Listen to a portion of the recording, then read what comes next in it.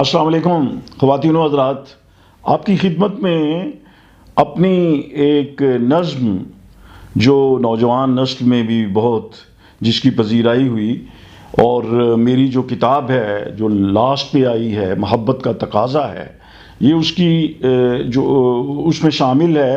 یہ اس نظم کا عنوان ہی محبت کا تقاضا ہے، اور وہ کتاب کا نام بھی دوستوں نے کہا کہ اسی نام سے رکھ لیا جائے۔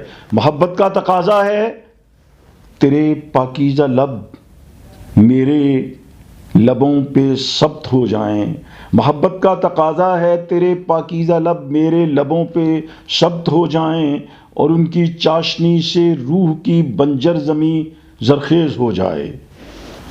محبت کا تقاضا ہے کہ جوڑے میں بندھی زلفیں میرے چہرے سے الجھیں، اور ان کی مست خوشبو میرے خلیوں میں سما جائے۔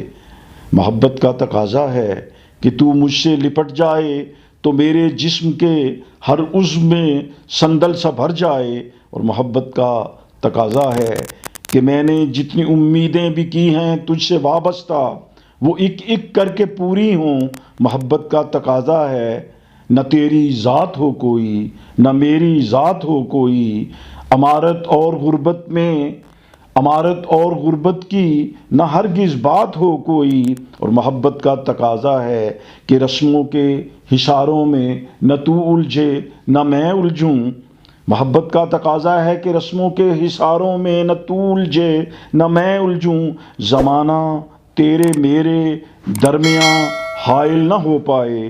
محبت کا تقاضا ہے کہ ہم ایک دوسرے کو مان لیں، ایک دوسرے کی بات کے آگے سرے تسلیم خم کر لیں، یقین پیدا کریں دل میں، تو پھر یہ دیکھنا کہ ہوں گے ہم ہی فاتح عالم۔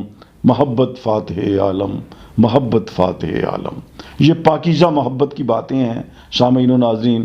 یہ وہ محبت ہے جو ماں کو اپنے بچے سے ہوتی ہے۔ محبت کے پاکیزہ جذبوں کو جو ہے وہ اجاگر کیا جائے۔ اللہ کریم ہم سب کو اپنے حفظ و امان میں رکھے، اپنا اور اپنے ارد گرد کا بہت خیال رکھیے۔ اللہ نگہبان۔